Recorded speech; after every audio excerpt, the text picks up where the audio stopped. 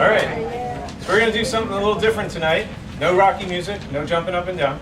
I'm going to spring a little surprise on you there. Right? Okay, so first thing we're going to say is, you don't do yet.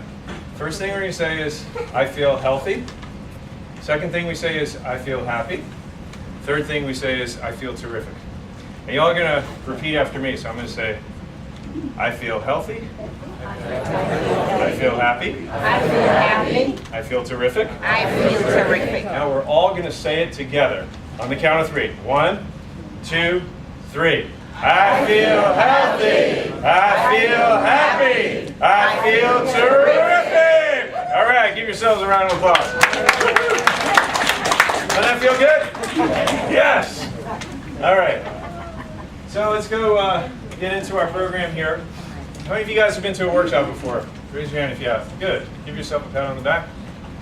And if you've been to 5 or 10 workshops, put your hands up. How about 20 or 30 workshops? 40, 50 workshops? Kelly, how many have you been to, Kelly? A lot. A lot? Is that in the back room or is that as a spectator? No, I don't know. Not sure. You tell me. I'm too busy here. I'm just messing with you. I like to pick on Kelly, especially, out of all of them. Sometimes Deborah's first in line.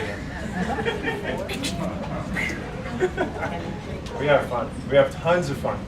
I love my team. You guys do too, don't you? Yes. So thank you. I appreciate that. And I appreciate you coming to the workshops, you know. I love to see you guys soak this up and get the information that you need. You always have questions, right?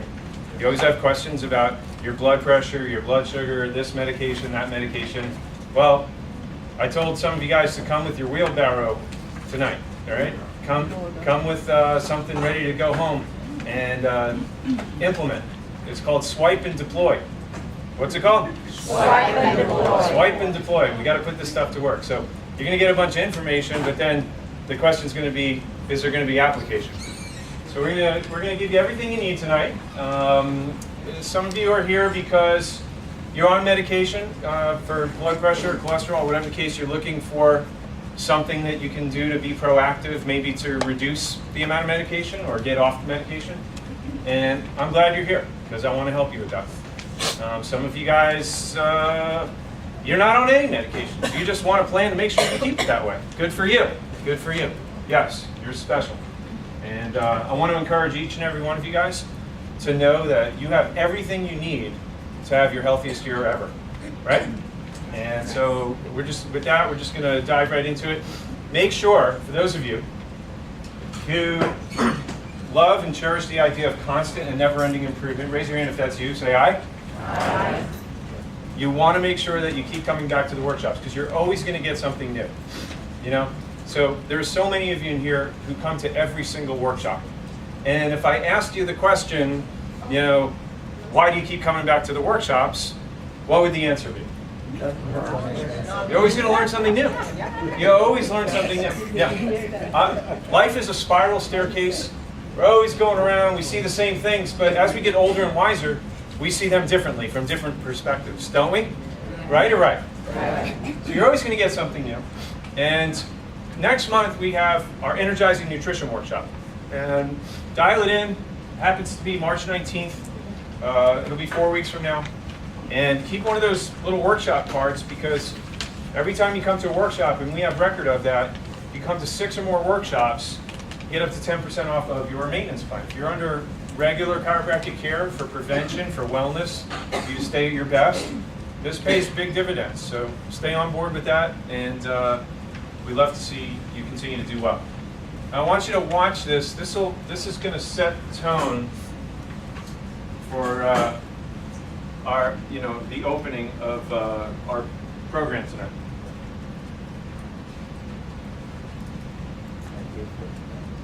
It's supposed to. Unfortunately, it doesn't.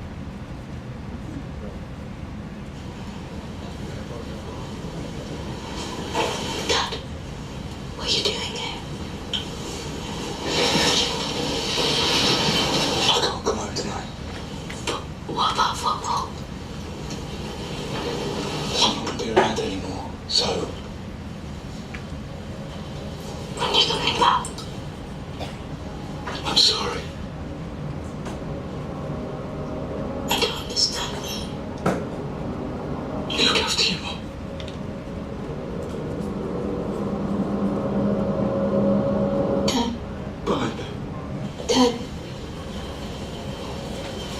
Dane, Can you come with me, please?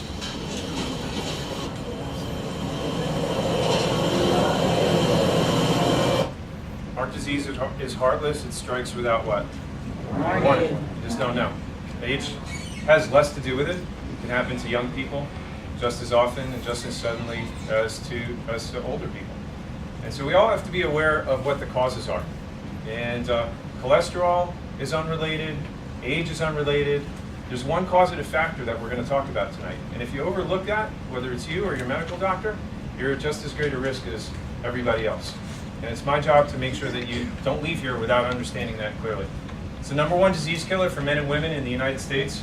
Approximately how many people lost annually? 1 million people lose their lives annually to heart disease. Completely treatable, preventable, and curable with proper lifestyle. One person every 33 seconds. 6 times more women die every year from heart attacks, more so than breast cancer. Did you know that? I didn't know that until I started studying this stuff. There are 3 times more people dying from heart disease now than in the 1930s.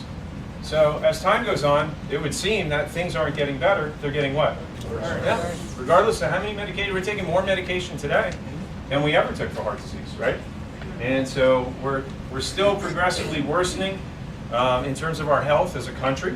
We have the best hospitals, we have the best doctors. Things aren't getting better, they're getting worse. And I'm going to point out why. Most of us, we tend to buy into the myths that are perpetuated by our doctors and drug companies. And I want to expose some of that to you and tell you what's true and what's not true. First of all, lowering your cholesterol does not reduce your risk of heart attack or early death. In fact, it's quite the opposite. The lower your cholesterol goes, the shorter your life expectancy, and the more you're going to increase your risk of other diseases. And I'm going to lay all that. I'm going to lay the evidence out. Ladies and gentlemen of the jury, you will have the decision to make on your own. I will present the evidence, and I think you'll find it overwhelmingly obvious.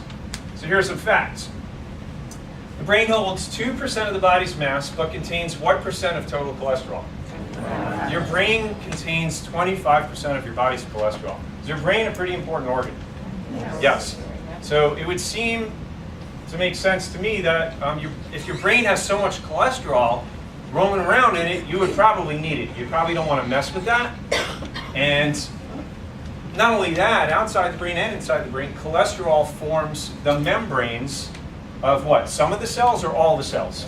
All the cells. And that's what helps it become responsible for cell function. Over the last few weeks, we've talked about cellular function. How important is that for all the good stuff to get in and the bad stuff to get out, right? So the functionality of that membrane depends upon what? Cholesterol. Again, if we're stripping it out of our body, if we're taking cholesterol medications, we're stopping the very function of what allows our body to work at a cellular level that controls energy, metabolism, and detoxification, which is at the heart of almost every sickness and disease known to man today. Cholesterol in the brain serves as a powerful what? Antioxidant. How many of you guys have heard of antioxidants? What do? They prevent cancer, right? They're associated with longevity. Hello? Okay, so again, when you're taking cholesterol-lowering medications, you're destroying those benefits. And that's why studies show that people who have the lowest cholesterol have the shortest lifespan and highest risks of cancer. Interesting, isn't it? So what happens to all these benefits as a result of lowering your cholesterol? Bye-bye. Yeah. Low cholesterol equals early death. National Cancer Institute did a study of 12,500 men and women. They found the men with the lowest cholesterol levels were the most likely to get what? Cancer. European Heart Journal, 11,500 patients. They found those with cholesterol below 160 were more than twice as likely to die than those with high cholesterol. Isn't that interesting? These aren't small-scale studies, guys.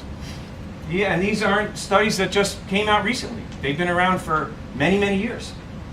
Statins decrease brain function. It's written by a prominent neurologist. How many of you guys ever heard of the book or read the book Brain? Somebody has that in here. A couple of you guys? Yeah. So Dr. David Perlmutter. He notably started helping people with Alzheimer's. I believe it started with his own father. And he stumbled onto some important things, namely how devastating statin medications are to your brain. He said he clearly defines neurons as relying on the delivery of what? Cholesterol from the bloodstream via LDL. How many of you guys have heard of LDL before? What do you know about LDL? Is it good or bad? Bad. It's the bad what? But what he's saying is it's not cholesterol. It's not. LDL, if you go look it up in the dictionary or Wikipedia, L stands for low, D stands for density, L stands for lipoprotein. LDL is not cholesterol. It's a protein.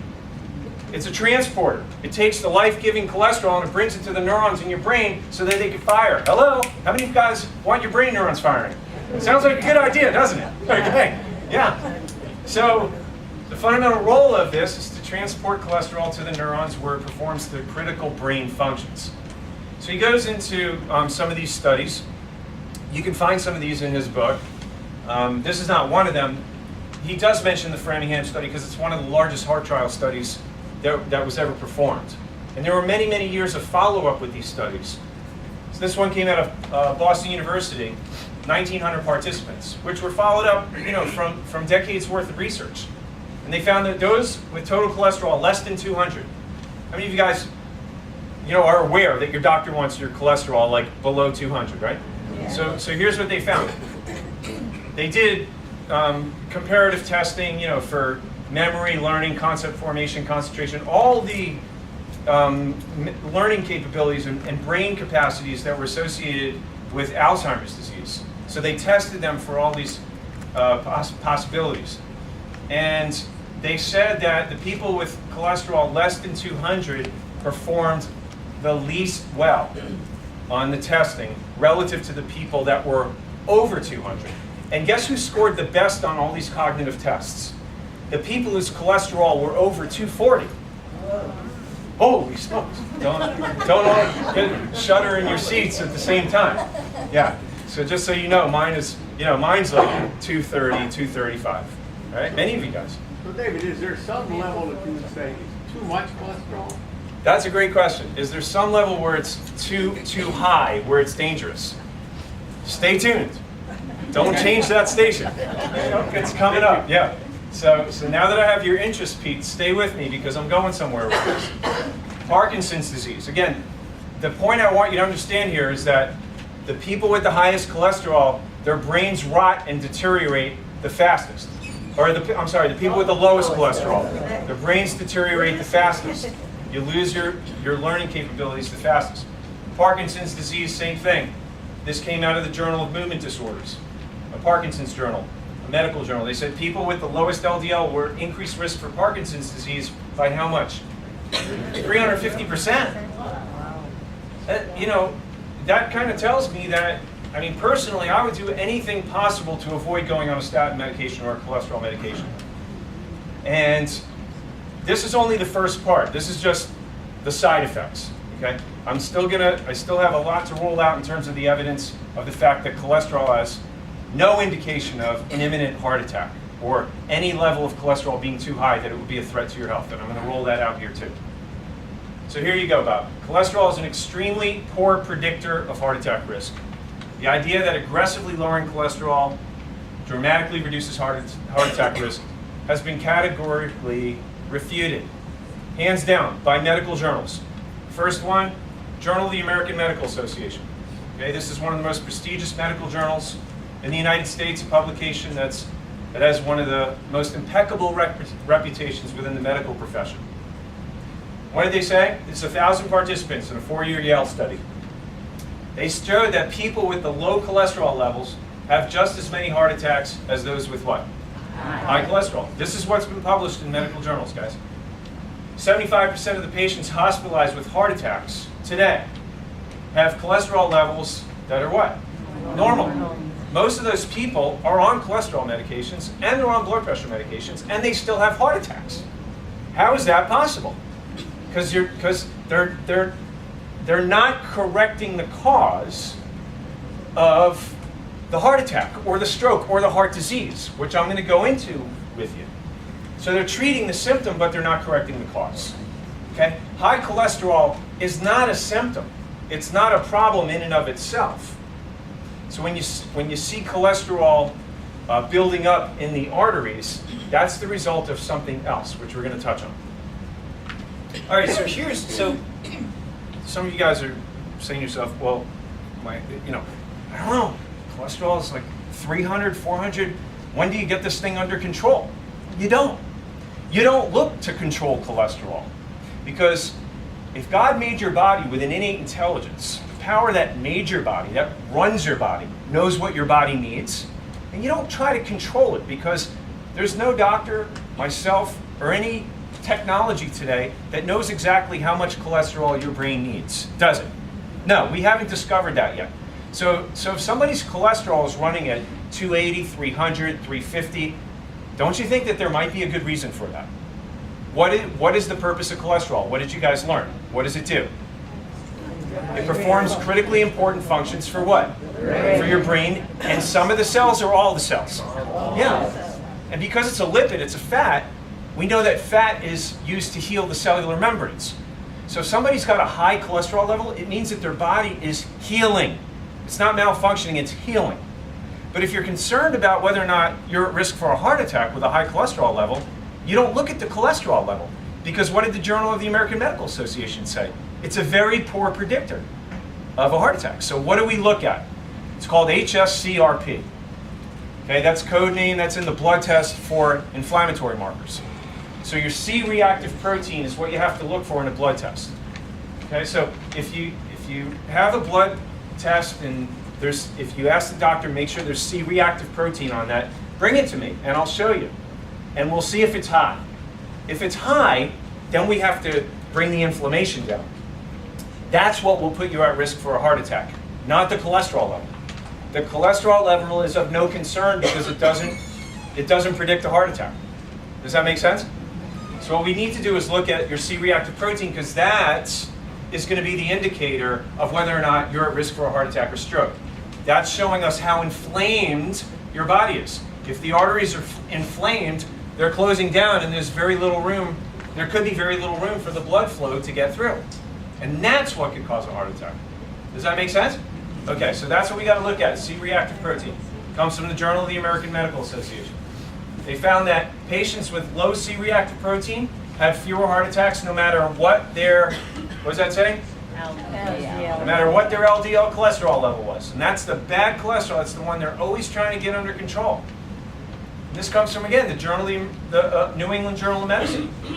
They had more heart attacks if their CRP was elevated regardless of their LDL cholesterol level. So what do you need to be concerned about? So let's paint a picture for you guys. You go to the doctor, you do your annual physical. You get your blood test, comes back, says, Laurel, I don't like where your cholesterol is. Where's my cholesterol, doc? You're at high risk. You're running at 260. I don't like that. We need to take that down. Okay, so I'm going to write your prescription. So what's your response when your doctor does that to you? How do you feel? What's the emotion you're feeling? Fear. Thank you, Bruce. Fear. Yeah, you're fear.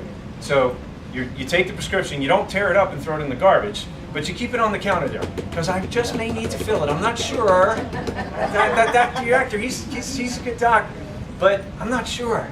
I'm not sure. Like, why would my doctor tell me to take that if he wasn't a good doctor? You know, so maybe I'll go ask Dr. Yachter. Maybe I'll ask him. And so here's the deal, guys. I don't want you to do it because it's my opinion and because I'm trying to tell you to do what you're supposed to do.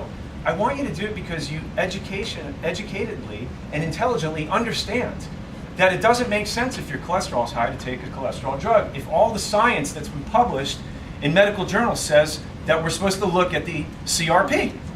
So what's a good question to ask your doctor when your cholesterol is high? And he tells you need to take a statin drug.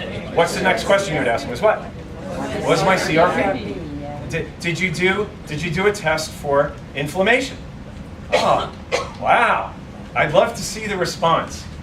You know, after you intelligently ask that question. Now, I'm not telling you to be an arrogant, belligerent, bad patient.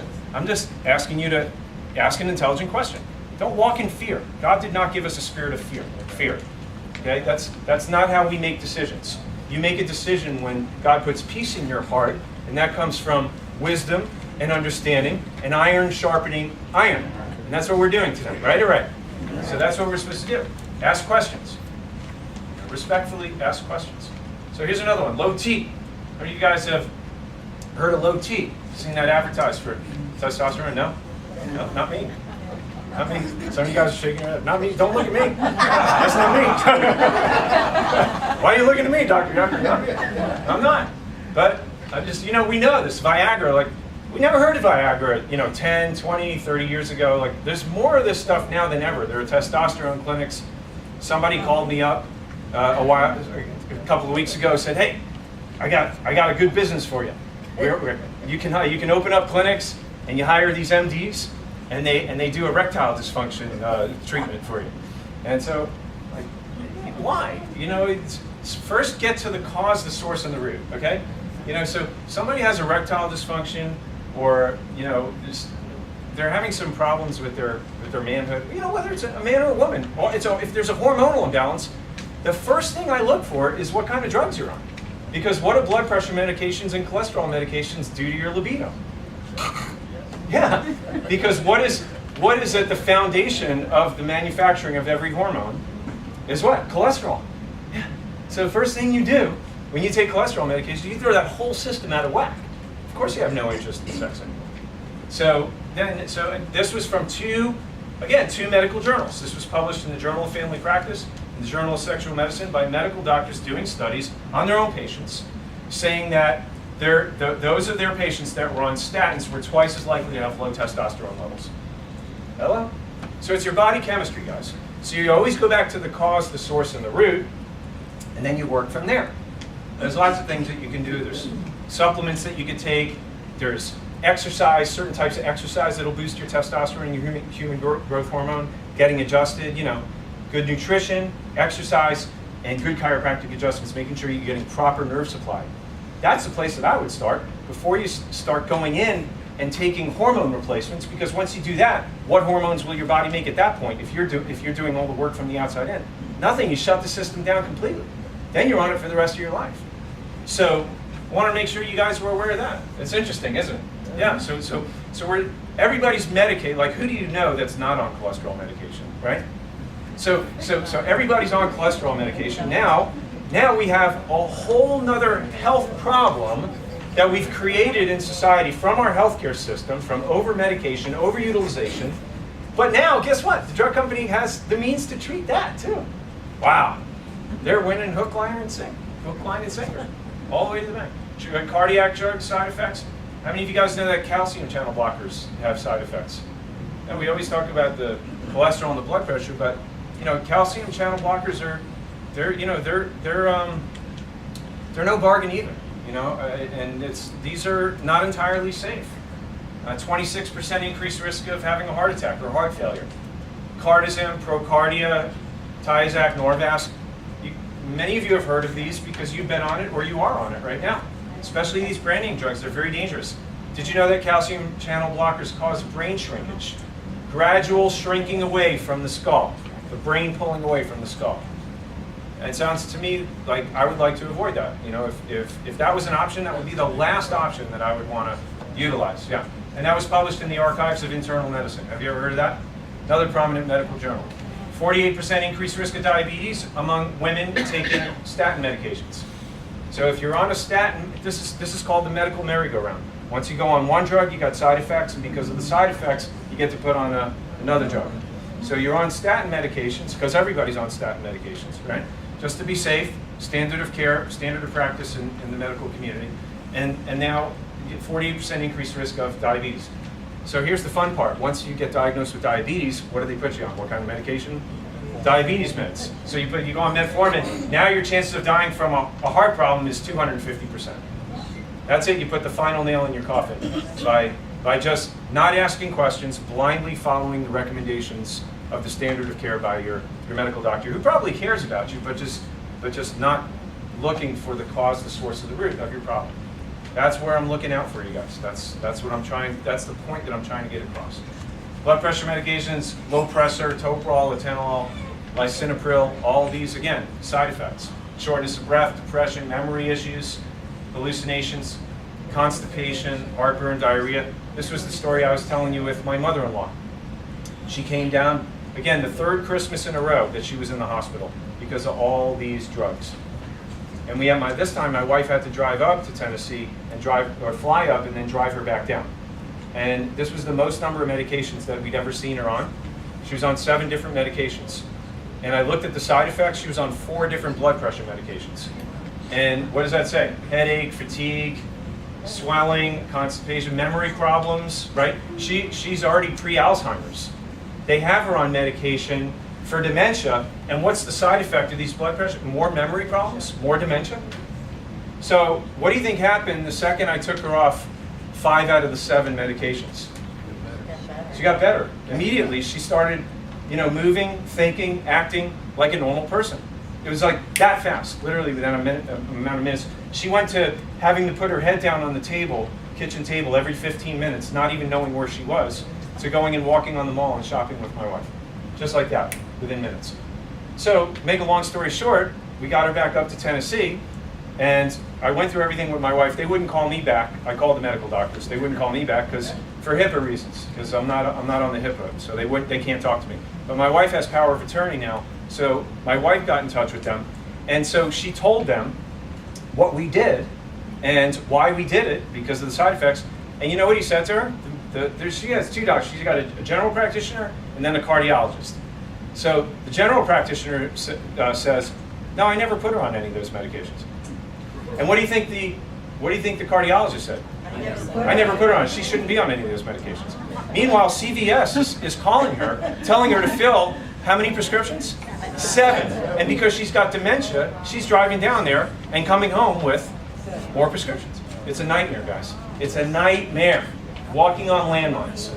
Okay? Coming soon to a home near you. If you don't have a plan to prevent that. And everything happens for a reason. It's very stressful, but you know what? I'm glad I had this experience because I can actually, talk through this realistically with you. If you don't have a plan to prevent this, this is what inevitably happens. You die an early, medicated, miserable death, not knowing who your relatives are. It's sad stuff. It really is. So just, the fact is that your body weight can very quickly get a hold of your blood pressure. And if you lose 10 pounds, you double your chances of normalizing your blood pressure. 10 pounds, that's it. Your blood pressure could come down in normal limits. Some of you guys have been asking me, what's normal blood pressure? I'm going to tell you. You lose 22 pounds, you reduce your risk of a heart attack by what? 75%. Okay, so you may be having challenges with your cholesterol or your blood pressure.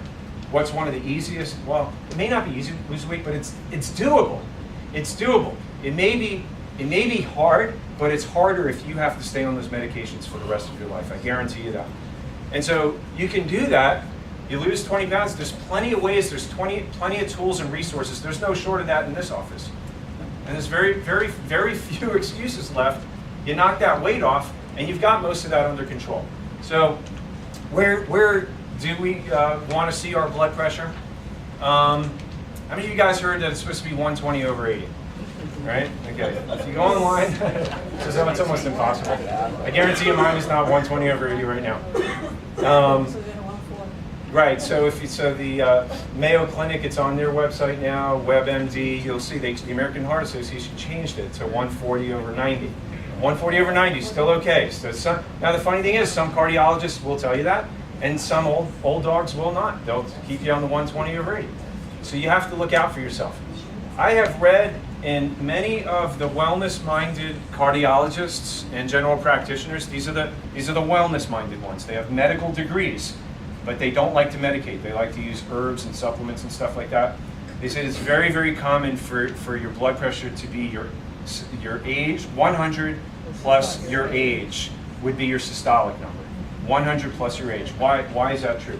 Because as you get older, the arteries and the connective tissue becomes a little more brittle, a little less elastic. And as a result of that, the less elastic the blood vessels are, the more, the higher your blood pressure is naturally going to be to get the nutrition and the oxygen to the distal parts of the body. And that's what you need. You're not oxygenating, you're not exercising vigorously. So your body intelligently does that for a reason. So You know, it's one thing if you're walking around with a headache all day, you know, something's not right. Yeah, we get that checked out. But if you guys are running 150 over 90, you know, that's not, you know, off the reservation, so to speak. That's still okay. And some of you guys, you know, it's 140 over 90 and you're taking blood pressure medication. Personally, I would not do that. Personally, I would not do that. It's your decision, it's up to you. Yeah.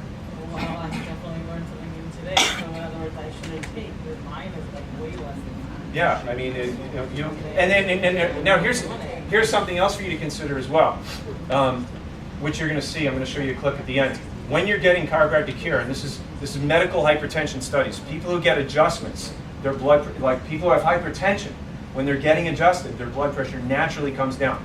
So if you've been getting adjusted and your blood pressure's been coming down, you put that cuff on in the morning and it's in normal range, and you go take your blood pressure, when your blood pressure's running normal, what are you doing? You're making yourself worse. So that's where we start running into problems. When you're under chiropractic care and everything starts, you know, functioning properly, and you're still taking the same medications now when you're healthy as you were when you're sick, you're making yourself sick again. So you gotta watch out for that, and that's where I can help you. But we do have to do those tests, like whether you're diabetic or you have high blood pressure. First thing in the morning, I want you to you know, test yourself, see where you're at. If things are running normal, then and you're seeing that pattern day after day after day after day, come on, pick up the phone, call the doc, and say, hey, listen, this is what's going on. I want to come in. I want you to check me out because I don't know that I need to be taking these medications. And usually, what a lot of my patients do is they'll start skipping days, you know, go in between. They won't take it every day, and their blood pressure stays fine. And then they'll like not take it for a week. Blood pressure stays fine. Call up the doc. Hey, doc, I haven't been taking my medication in a while. I'm fine. I want you to come in and test me and see if I still need to be on that. And then you'll go in and be like, no, you don't need to be on that anymore. Yeah. So that's what we're talking about. Again, if you guys have questions, let me know. Everybody's case is a little bit different. Does that kind of make sense? Mayo Clinic. There you go. Okay. I want to take a mental break here, and I'm gonna have my staff come up. We have a couple of quick awards, recognitions. Okay. So the first one, we have a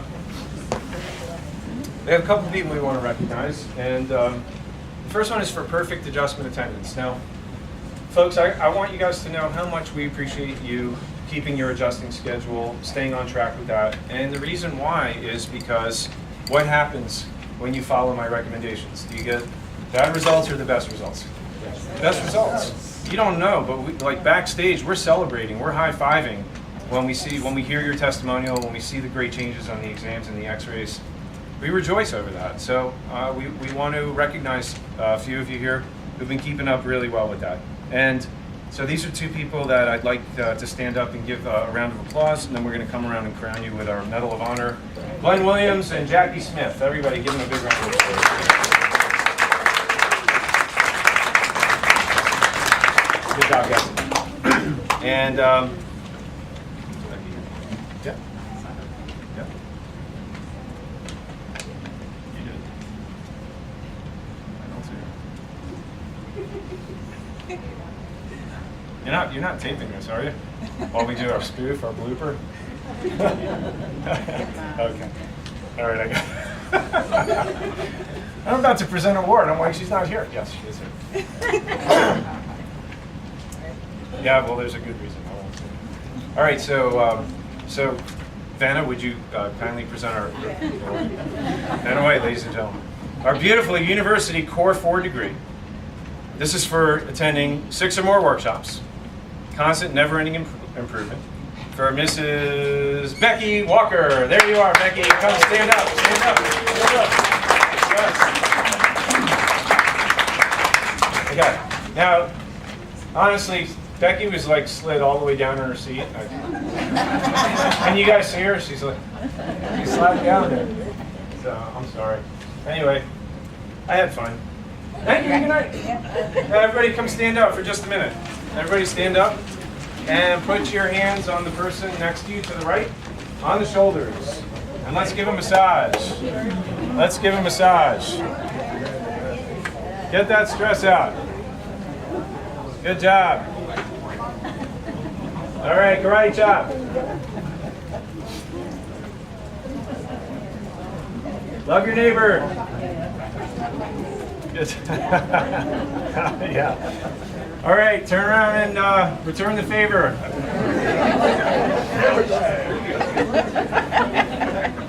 Gotta keep you awake here.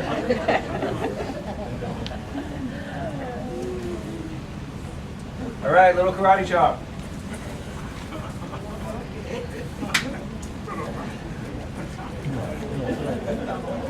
Good job, good job. Give yourselves a round of applause.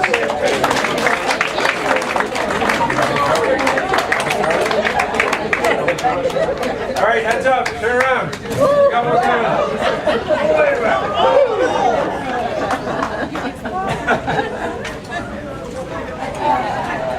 All right, the show goes on. All right, so let's talk a little bit more about cholesterol and coronary artery disease. So what is it that actually makes the arteries clog up to the point where they get completely occluded and it would cause a myocardial infarction? It has less to do with the cholesterol and it has more to do with the oxidation of cholesterol. Oxidation of cholesterol. Yeah, oxidation is like a rusting process. You ever bite into an apple, leave it on the table, come back a half hour later, it turns brown. That same process happens internally from sugar. From what? Sugar. Okay. Sugar oxidizes the LDL. So sugar is now mixing with a protein molecule. All right? And when the sugar mixes with a protein molecule, it starts to physically deform that. And that's what causes the problems. So sugar molecules attach themselves to the LDL, change the shape, rendering it useless, and now it can't transport that cholesterol to the neurons in the brain, and now you have the beginnings of Alzheimer's disease. Yeah, physical modification from the sugar, free radical production, and what's that last word underlined? What does it say? Inflammation. Okay. So the inflammation is caused by the sugar.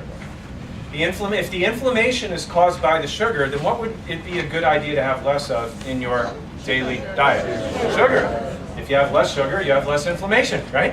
If you have less inflammation, then you have less occlusion of the arteries, less physical modification of the LDL, less physical modification of that which would be transporting all of that to the brain.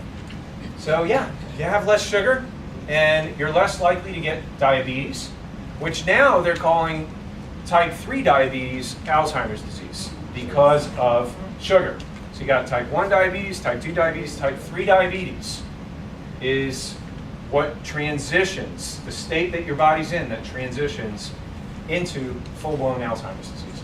Many of you sitting here could very well be pre-diabetic because of that, because of too much in terms of the complex carbohydrates, the pastas, the breads. When there's no control over that stuff, did you ever have a big meal where you have like spaghetti and meatballs or rice and beans with your chicken, and you walk out of there, man, it feels like you got a basketball in your stomach, right? Your body's talking to you. You know, your body's talking to you. But it's not just in your stomach, that's in your brain, because you're combining the carbohydrates with the proteins. Physical modification, right? And that's the problem. We can enjoy life now, but we unfortunately pay the price later on. We're increasing our risk of Alzheimer's disease, heart attack, stroke, cancer, all because of the sugar. So what we got to do is we got to get this inflammation under control, because that's what shuts the artery down. The picture on top, the artery on top shows a clear hollow vessel to carry the blood, normal blood pressure, no problem. The artery in the middle, you start seeing, the cross section here on the right side where the arrow is pointing to. What do you see happening to that artery? It's what? Starting to swell shut. So, the artery, the wall of the artery actually has muscle in it. And when the muscle contracts, it opens up. And when the artery opens up, what happens to your blood pressure? Does it go up or down? Down, yeah. It's like sending water through a bigger hose. The pressure goes down. So the problem is that when you're constantly eating sugar, highly refined carbs, when it's inflamed, that muscle and that internal wall of the artery swells and swells and swells more because of the inflammation until you got a little narrow hole. Now what's happening to your blood pressure? Woo! There you go. So it's directly related to this. And then if it keeps getting worse, now, mind you, when you go to the doctor on that middle scenario right there, and your blood pressure's high, and they see your cholesterol high, now they put you on what? They put you on the medicine. But does the medication, does the blood pressure or the cholesterol medication reduce the inflammation or correct the inflammation that's out of control? No. So this is why you saw the statistics, 75% of the people who are in the ER with a heart attack have what? Normal blood pressure and normal cholesterol. Because this condition continues and it gets worse and worse, raging on and on. The cause of the problem is never corrected. You take those meds till the cows come home. It doesn't mean you're not going to have a heart attack or a stroke if you don't get to the inflammation. Does that make sense? Okay. So where does the inflammation come from? We said sugar. What else? Toxins and bad fats or low-fat diet. You know, we've been taught, and this is one of the biggest reasons why heart disease has continued and doubled and tripled much worse than since the 1930s, because they told us to have a low-fat diet. A lot of these good fats, like olive oil and almonds and walnuts and avocados, they have good fat. The good fat is anti-inflammatory. The good fat is what? Anti-inflammatory. And for years and years, they told us to stay away from the fat because of the bogus information or junk science that said that if you eat foods that are high in cholesterol, it gives you high cholesterol. No evidence. Categorically refuted. You got that? So I'm going to tell you in just a couple of minutes, enjoy your steak, okay? Enjoy your ribeye, enjoy your bacon, enjoy your sausage, grass-fed of course, okay? But the more saturated fat that you have, the lower your cholesterol is going to be, and the better your brain's going to work. How about that? That one's free, by the way. Yeah, that's good stuff. So you got to have good fat, and that'll help with the inflammation. Some supplements will help with anti-inflammatory, which I'll recommend. And you got to detox. So we always talk about this at the workshop. Every workshop that you come to, I give you strategies on how to reduce the inflammation, because it doesn't matter if it's a diabetes, a Heart Smart workshop, cancer workshop, or this workshop, or that workshop. If you want to get healthy, it's really the cause, the source, and the root always comes down to the same thing. It's what? Inflammation.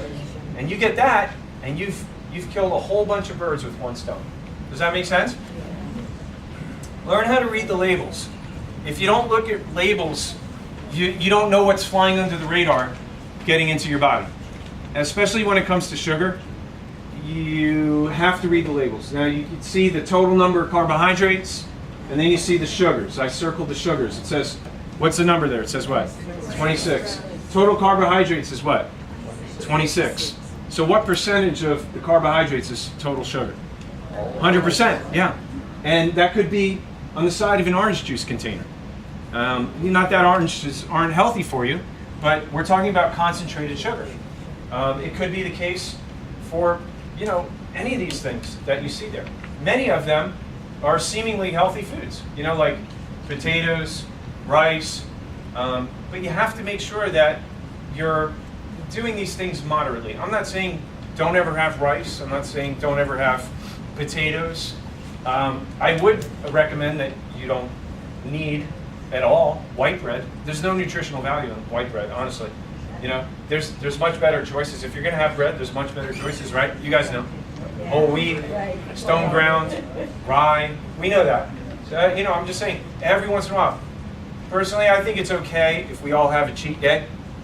And it's good because it does something to reset your metabolism. If you're just doing proteins, fruits, and vegetables every day, day after day, day after day, your body's going to get acclimated to that. Inflammation levels are going to come down. But you know what? It's good to reset your system. So go. What I do many Fridays is I'll go over to Vito's and I'll get myself, we'll order a pizza pie. I'll sit there with my kids. Daddy's eating pizza.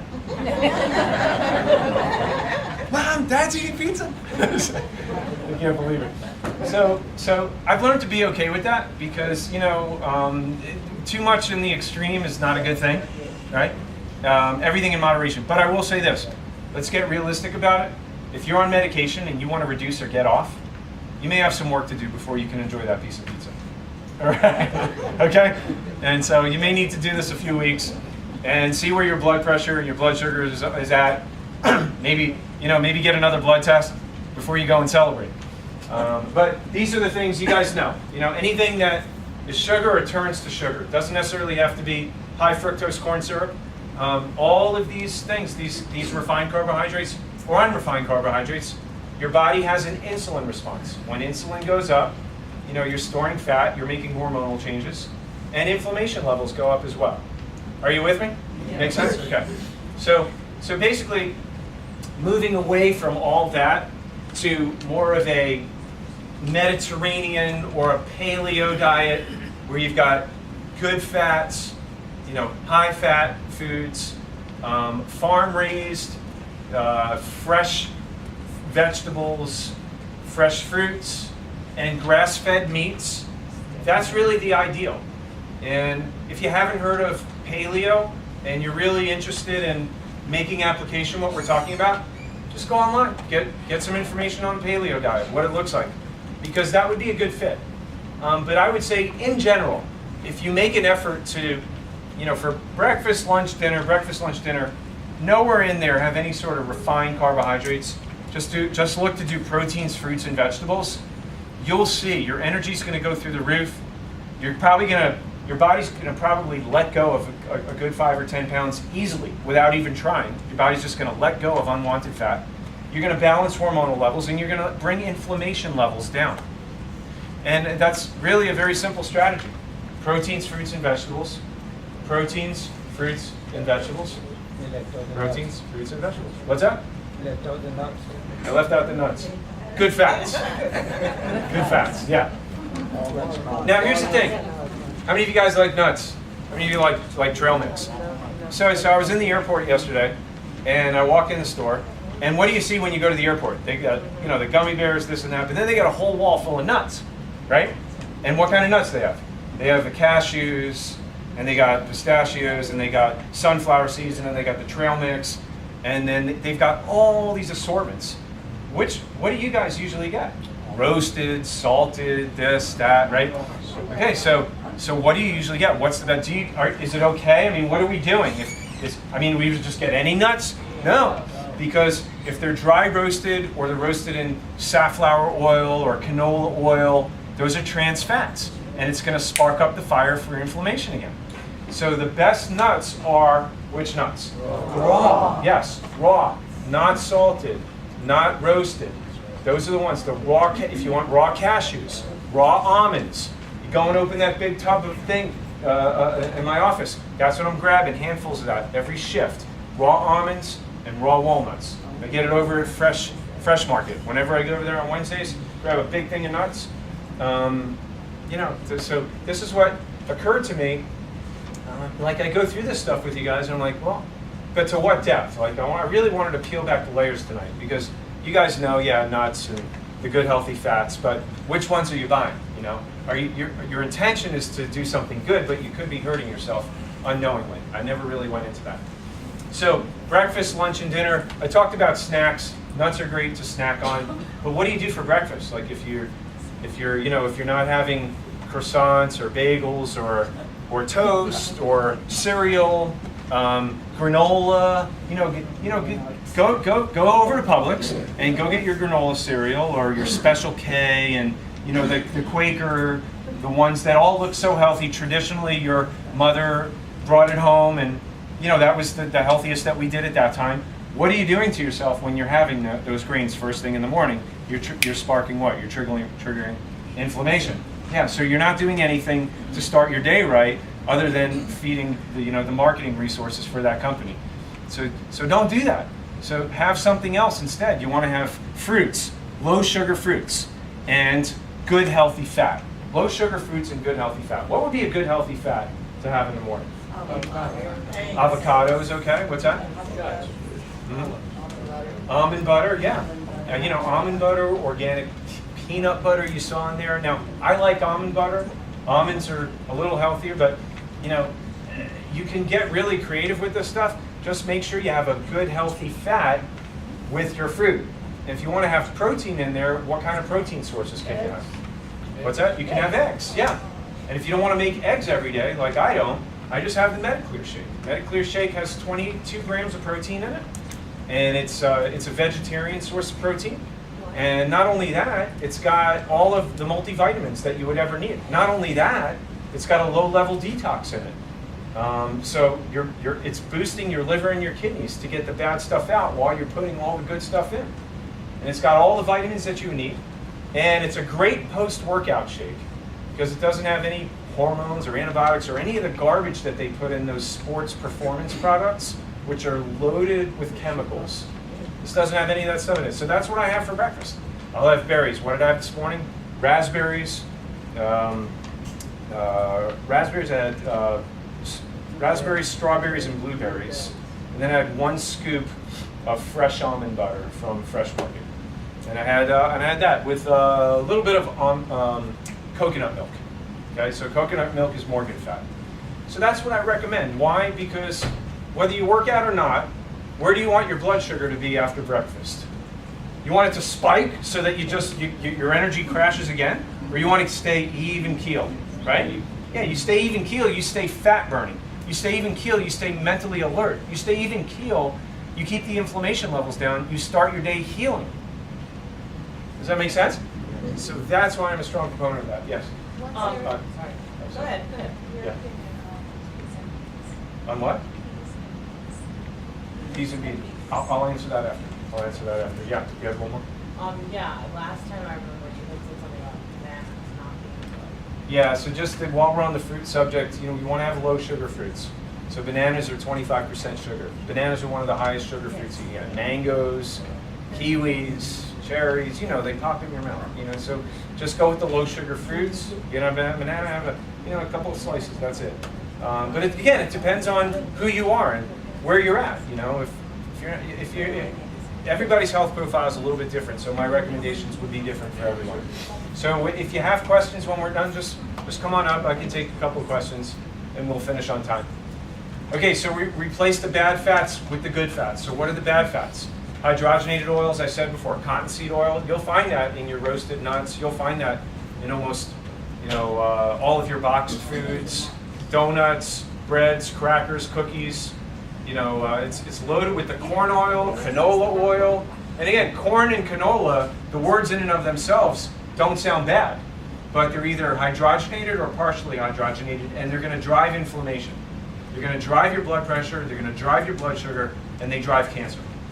And that's why you want to avoid them. Same thing with margarines and synthetic butters. They do the exact same thing. So, simple rule of thumb, guys. In addition to this, when you're reading labels, if you can't pronounce the ingredients, probably not a good idea for it to be in your body. Yeah. God didn't make it, doesn't belong in his body. It's simple as that. It's funny, I taught the kids in Awana, a class in church one night, and I brought all the foods by God, and then I bought the foods by man. And then they got it. I'm like, what goes in the body? God made your body. Does his food go in your body, or does man's food go in your body? It was the greatest thing. So simple. But that's what we need to do. We need to have good fats. Get rid of all the old bad fats. The good fats will help to reduce the inflammation. The good fats will help your brain function. Okay? And wherever your cholesterol is, it's got nothing to do with how much fat you take in and how much red meat you eat. It's got nothing to do with any of that stuff. And the amount of fat that you eat during the day is not going to wind up around your waist. Good fat will not make you fat. Did you know that? Good fat will not make you fat. Good fat will help you burn fat. Raise your hand if you want to be a fat burner. Say aye. Aye. The more good fat you have, the more fat you're going to burn. All right, so I went to La Bamba last night, and I had my fajitas, which again, it may not be the best thing because I don't know what kind of grease they're using on the food. And I try to be as careful as I can. Sometimes I throw caution to the wind. My family wanted to go to La Bamba. I was outvoted. I took an early flight in just so I could at least have dinner with them.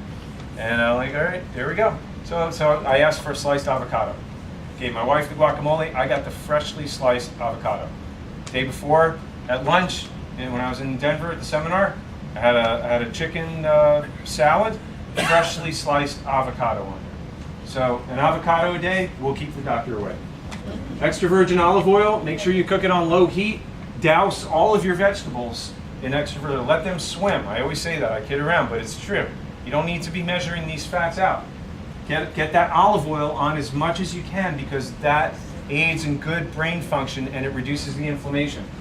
Avocados, avocado oil, coconuts, raw seeds, nuts, grass-fed butter. How many of you guys have bought the Kerrygolds? You think I'm a representative for them by now? Yeah. Just raw butter, you know, just get it, you know, just start using it. Put it on your steak. I went out, I had a grass-fed. They took me out to dinner on Friday night at the seminar.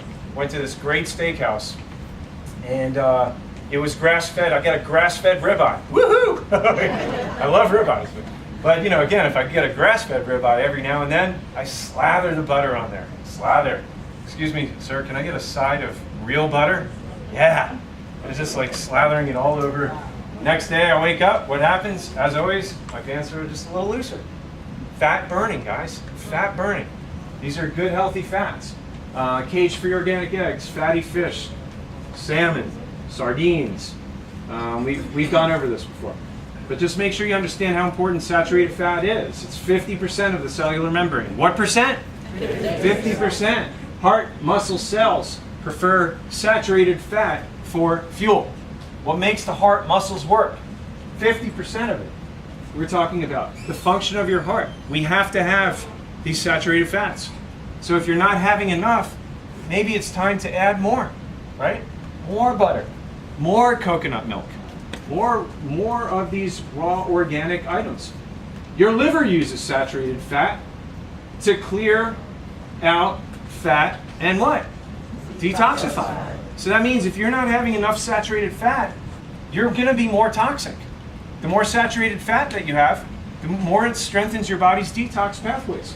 White blood cells are part of your what? Your immune system. Depends on what kind of fat. Saturated fat. Sounds like it's a good idea maybe to start having a little bit more coconut oil. Yeah? And raw butter. Yeah? Yeah, absolutely. It helps to destroy germs and fight tumors. Fights off cancer. Hello? Yeah, it's pretty important stuff. In all these years, we've been told to stay away from it. That's some myth. Yeah, that's some bag of goods that we bought into. And look at the rates of cancer and heart disease as a result of that. So, just as we're getting close to wrapping up here, one little exclamation point. A medical study, 340,000 people followed from 5 to 23 years. Quote, the intake of saturated fat was not associated with an increased risk of coronary heart disease, stroke, or cardiovascular disease. Unquote, from the study, from the doctors that published it. The actual risk from heart disease was 19% lower in the group consuming the highest amount of what? So what did you just learn?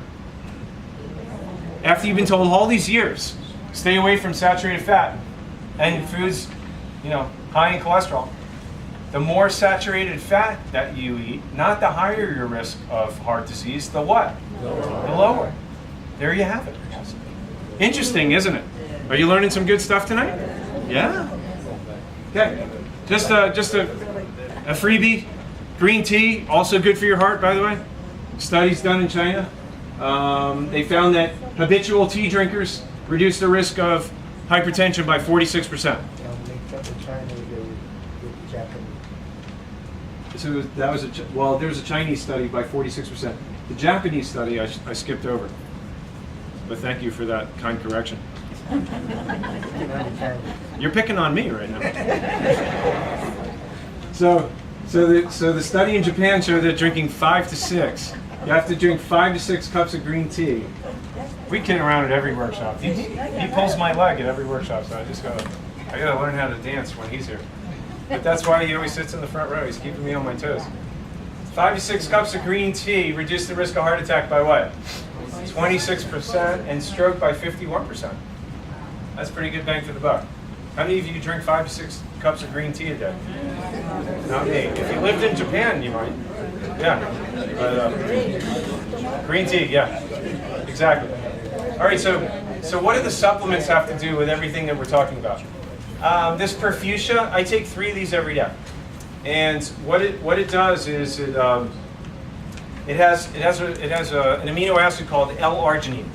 L-arginine is the precursor that your body needs to make something called nitric oxide. Have you ever seen people that take their nitrous pills, right? It's when they have a heart condition. That's what helps the smooth muscle inside the artery wall contract. When it contracts, it pulls open and it makes more room for the blood flow to go through. So that's why it's good for your heart. It helps with your blood pressure. It helps to move things through and blow it out. So the Perfusia is a supplement that'll help with that. And it just helps increase blood volume and blood supply to really all areas of the body. So it's a healthy supplement. Now, Q-Best, very, very important, especially for heart function. Now, CoQ10, how many of you guys have heard of that? That's necessary molecule for all cellular function, but in particular the heart, especially if you're taking cholesterol medication. Cholesterol notably strips CoQ10 from the heart muscle. Did you know that? So if your doctor, if your cardiologist has you on cholesterol medication and they don't have you on a CoQ10 supplement, then there's a big gap there. Something serious is missing. So you need to be taking that for sure. And I know of a lot of doctors who do prescribe that for their patients, CoQ10, if they do put them on cholesterol meds. So if you haven't, then you definitely need to be on that. But even so, it's a good idea to strengthen the muscles of your heart. With this is for strengthening all cell function, in particular the heart. And EPA and DHA, we talked about the benefits of that in terms of its anti-inflammatory component. Lowers your blood pressure, prevents arrhythmias, promotes growth of new blood vessels, lowers your triglycerides, prevents blood clots, and it counteracts inflammation. Has a blood thinning effect, which again is good to prevent, clotting, strokes, heart attacks, things like that. So this is bang for the buck. The EPA DHA hits almost on every level. It's good for brain function. It prevents dementia. It prevents depression. Helps with PMS, hormonal issues. There's a lot of different things. So that's a cornerstone for a lot of our supplement suites. Now, one thing to note is that with all these supplements, when we put them together, it's because that's how the Thorne doctors told us to do that, because they work synergistically, which means when you use them together, you get the most bang for the buck. You have an amplified effect in terms of supporting the heart in terms of what we talked about tonight. So when we do that, you have them all together, we give you 20% off. We don't ever discount the supplements other than at the workshop to incentivize you and make it easy for you to apply this. So if you'd like to do that, we have a limited supply, and you can see them at the front desk tonight, and they'll get you those supplements. And if you also get the Mediclear along with that, that's eligible for 20% off as well. If you get anything standalone, it's 10%. That's fine also, but we want to make sure that you guys get what you need. Moving on. Also, you're eligible to have a discount by writing a 5-star review. How many of you guys read reviews? We all do, right? I know before I go somewhere, if I go to a restaurant or if I go to anybody, I'll read a review. Or if I buy something on Amazon, what do I buy? I just bought a battery for my laptop, and I had the choice of buying one with 3 stars for $40 or one with 5 stars for $60. Which one do you think I bought? I bought the $60 one because I didn't want the thing dying on me like the people in the reviews wrote who spent the $40. So believe me when I tell you, there's a lot of good that can be done in the world today when you write the truth, when you speak the truth. And B.J. Palmer, the developer of chiropractor, said you never know how far-reaching something you may think, say, or do can affect millions of lives tomorrow. So that's why we ask you to do that, to help other people. If you do that, 25% gift certificate. So just see Kelly or anyone up front, and they'll help you do that. All right, so I need 3 more minutes. Please don't go anywhere, anyone. This is the most important part. GMA on call. Millions of Americans take medication to lower their blood pressure, but new research suggests there may be a better solution. The idea is that some people may be able to toss their pills and visit a chiropractor instead. So how would it work? And is this method right for everyone? 1 in 3 adults suffer from high blood pressure. Nobody can say for sure what makes it rise, but now a new medical study is cautiously suggesting an unusual way to bring it down. Realign the spine.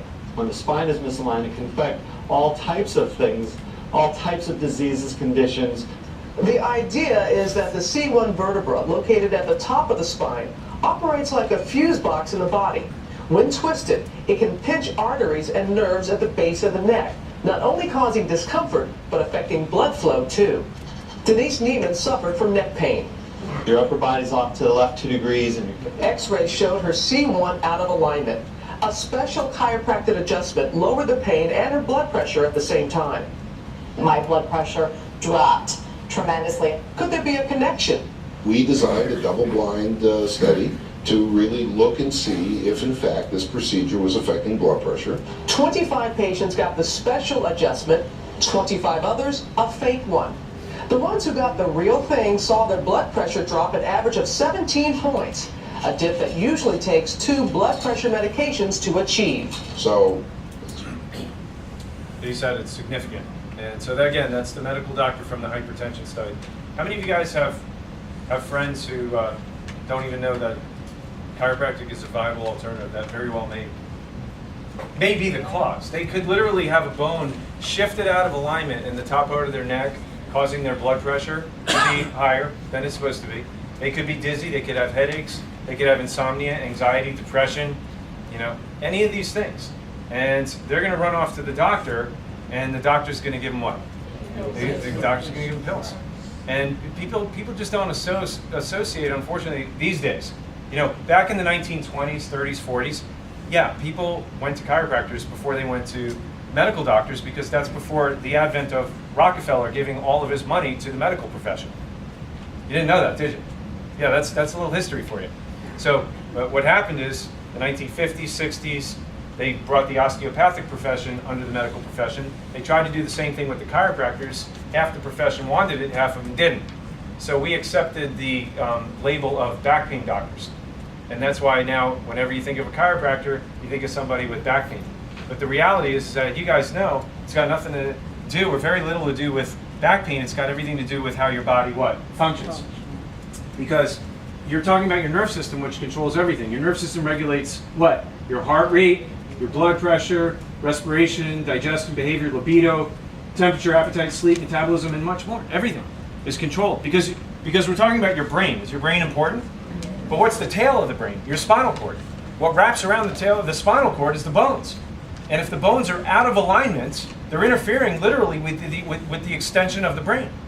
And particularly the brain stem. You guys remember Christopher Reeves when he flipped off the horse?